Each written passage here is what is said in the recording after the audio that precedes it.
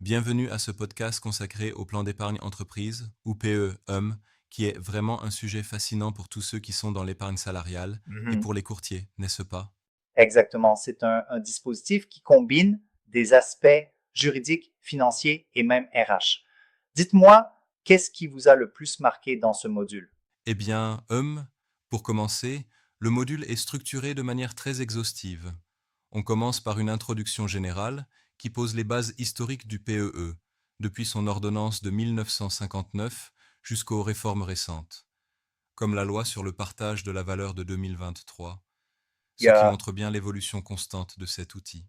Oui, c'est impressionnant. Il y a beaucoup de contexte historique et ça aide à comprendre comment on en est arrivé à aujourd'hui, non? Absolument. On voit que, initialement, le PEE était destiné à démocratiser l'actionnariat et à permettre aux salariés de participer à la croissance économique, Mhm. et aujourd'hui, il est devenu aussi un outil stratégique de rémunération globale pour les entreprises. Intéressant. On mentionne aussi les aspects de collecte et de blocage des fonds, c'est bien ça? Oui, exactement. Le module insiste sur le principe de blocage des sommes pendant 5 ans, sauf cas de déblocage anticipé très encadré, comme en cas de mariage, d'acquisition de résidence principale ou même de situation Right. de surendettement. C'est une règle qui vise à encourager l'épargne sur le long terme. D'ailleurs, le dispositif est assez rigoureux côté cadre juridique. Pouvez-vous nous en dire plus sur ce volet? Bien sûr, justement, l'une des parties clés du module est consacrée au cadre juridique et réglementaire. On y trouve, par exemple, une analyse approfondie du Code du travail qui définit tout le mécanisme du PEE, des articles L 3332-1 à L Mhm. 3332-27.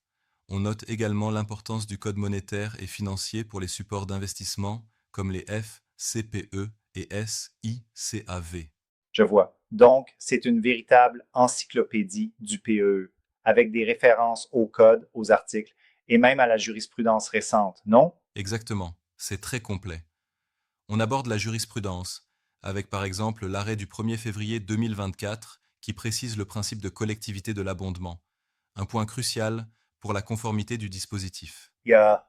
Cela permet aux courtiers de ne pas simplement vendre un produit, mais de vraiment comprendre tous ces enjeux. Et, il me semble, la formation détaille aussi les avantages fiscaux et sociaux du PEE. Oui, tout à fait. Pour les salariés, le PE offre des avantages fiscaux considérables, comme l'exonération d'impôt sur le revenu sur l'abondement et une fiscalisation réduite sur les plus-values, à condition de respecter le blocage de 5 ans. Mhm. Pour les entreprises, c'est une optimisation fiscale intéressante, puisque les sommes versées sont déductibles du bénéfice imposable. C'est donc un win-win. Mais vous pensez qu'il y a des pièges ou des erreurs fréquentes à éviter dans la compréhension de ce mécanisme? Absolument. Le module insiste sur le fait qu'il faut éviter de confondre le PEE avec d'autres dispositifs, comme le PERCO ou le PER, car, bien qu'ils partagent des Right. similarités, leurs règles sont distinctes. Il faut aussi ne pas sous-estimer la complexité du cadre réglementaire qui mélange droit du travail, droit financier et fiscalité. Cela semble demander donc une bonne maîtrise non seulement des mécanismes financiers, mais aussi des aspects juridiques. C'est pourquoi le rôle du courtier est si essentiel, n'est-ce pas? Tout à fait. Le cours souligne que, le courtier doit être capable de naviguer dans ce labyrinthe d'informations pour pouvoir conseiller correctement ses clients. Mhm. Par exemple, il doit s'assurer que les règles d'abondement sont respectées et que les critères d'adhésion sont bien appliqués. Parlons un peu aussi des acteurs impliqués. Qui sont-ils exactement dans la gestion de ces dispositifs? Le module décrit plusieurs acteurs clés. Tout d'abord, l'employeur qui met en place le PEE, suivi des salariés qui y adhèrent si volontairement. Ensuite, il y a le teneur de compte, qui est souvent une banque ou une compagnie d'assurance, et les sociétés de gestion qui pilotent les FCPE, ainsi que, bien sûr, les courtiers, responsables de l'accompagnement et du conseil, sans oublier les représentants du personnel Il y impliqués dans a la gouvernance du PEE. Ça montre vraiment la dimension collaborative de ce dispositif, pas vrai? Exactement. C'est un système collectif où tous les participants ont leur rôle. Et c'est justement le principe fondamental de collectivité du PEE qui garantit que l'avantage fiscal et social s'applique de manière équitable dans l'entreprise. Parlons un peu des chiffres. Quels sont les indicateurs clés du marché du PEE? Les données sont assez parlantes. Par exemple, en 2023, on compte environ 11,2 millions de salariés bénéficiaires d'un dispositif d'épargne salariale, avec environ 176 milliards d'euros d'encours. On observe Mhm. également une forte répartition selon la taille des entreprises, avec près de 95% des grandes entreprises disposant d'un PEE, alors que dans les petites structures, c'est bien moins touché. C'est un indicateur fort de l'adoption, même si il y a encore une marge de progression dans certaines TPE. Exactement. Cela ouvre des opportunités importantes pour les courtiers de développer leur clientèle dans ces segments moins couverts. Chaque Il y entreprise, a quelle que soit sa taille, peut bénéficier d'un tel dispositif pour fidéliser ses salariés et optimiser sa politique de rémunération. un autre aspect que vous avez mentionné, c'est l'évolution récente du PEU dans le cadre du partage de la valeur. Pouvez-vous développer ce point? Oui, la loi du 29 novembre 2023 sur le partage de la valeur a renforcé l'obligation pour les entreprises rentables de mettre en place le dispositif. Mhm.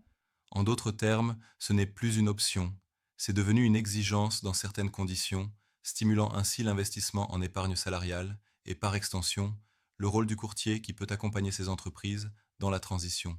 Donc, en quelque sorte, cette loi a transformé le PEE en un levier stratégique pour renforcer la cohésion et la motivation des salariés, n'est-ce pas? Absolument, c'est exactement ça. Elle permet de redistribuer la richesse générée par l'entreprise de manière plus directe et contributive. Il y a Cela se traduit par des stratégies de rémunération innovantes et une fidélisation accrue du personnel.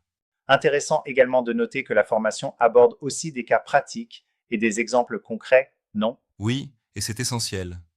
Le cours propose plusieurs cas pratiques qui illustrent comment dimensionner l'abondement pour une PME industrielle ou comment optimiser fiscalement le dispositif pour une entreprise de service, par exemple. Ces Mhm. simulations permettent de connecter la théorie à la pratique, et c'est fondamental pour une bonne prise en main du sujet. Ça me rappelle que le module insiste sur la démarche pédagogique, contexte, impact métier, données chiffrées, puis développement et synthèse. C'est une approche très complète. Exactement. Chaque chapitre est conçu pour guider le courtier, en commençant par les fondements jusqu'aux aspects les plus pratiques, comme la mise en œuvre Il opérationnelle. y a Cette progression aide vraiment à monter en compétences graduellement. une dernière chose. Vous avez évoqué que les erreurs fréquentes consistaient notamment à sous-estimer la complexité de l'aspect juridique et à confondre le PEE avec d'autres dispositifs. C'est un point de vigilance crucial, non? Oui, absolument. Le module rappelle que la maîtrise des textes, code du travail, monétaire, social et fiscal, est indispensable pour éviter des erreurs de conseil qui pourraient coûter cher, tant aux entreprises qu'aux courtiers Mhm. eux-mêmes. Savoir distinguer clairement les dispositifs et présenter le PE comme un outil complet de rémunération et d'épargne, c'est la clé. Il faut donc être constamment à l'affût des évolutions législatives, surtout avec des réformes récentes comme celle de 2023. Cela a l'air d'être un domaine en perpétuelle évolution. Exactement. Et c'est pourquoi le support de formation est mis à jour régulièrement. Il offre non seulement une base théorique solide, mais Il y aussi a une méthode pour s'adapter aux changements. C'est, on peut dire, un véritable guide de référence pour accompagner les professionnels dans leur pratique quotidienne. En résumé, ce module offre une vision à 360 degrés sur le PEE, ses fondements, son cadre juridique, ses avantages, ses risques et même des cas pratiques. C'est vraiment un outil indispensable pour les courtiers. Exactement. Et pour ceux qui souhaitent se lancer ou approfondir leur expertise, cette formation est un excellent tremplin pour comprendre l'ensemble des dimensions du PEE et ainsi mieux accompagner Mhm. leurs clients. C'est un investissement en temps qui garantit une meilleure compréhension des enjeux stratégiques et opérationnels. Je trouve aussi très pertinent que le cours cible divers profils, des courtiers aux experts comptables en passant par les responsables RH. Cela démontre l'importance transversale du PEE dans la gestion moderne des ressources humaines et de la rémunération. Absolument. C'est une approche interdisciplinaire qui, met en lumière la nécessité de travailler ensemble pour garantir la conformité et l'efficacité du dispositif. Il y Chacun, a à sa manière, contribue à la réussite du PEE. Merci pour cette discussion enrichissante. Vous avez su, couvrir de manière claire et détaillée un sujet particulièrement dense. Merci à vous. J'espère que cette conversation permettra, à nos auditeurs de mieux saisir l'importance stratégique du PE et de comprendre comment optimiser son usage pour améliorer la performance de leurs entreprises et enrichir la relation client. En effet, c'est tout à fait motivant. C'est un sujet qui allie rigueur juridique et perspectives économiques, ce qui en fait un véritable levier pour la transformation des entreprises. Exactement. Et n'oublions pas, que le PEE représente non seulement une opportunité fiscale et financière, mais aussi un vecteur de partage de la valeur et de fidélisation des Mhm. talents. Un véritable outil d'innovation en gestion des ressources humaines. Merci pour ce tour d'horizon complet. C'était une excellente exploration du monde complexe du PE. J'espère que nos auditeurs en sortiront avec beaucoup d'idées et de pistes pour appliquer ces connaissances dans leur pratique professionnelle. Merci à vous d'avoir partagé ce moment. Restez à l'écoute et à très bientôt pour d'autres discussions approfondies sur des sujets tout aussi passionnants.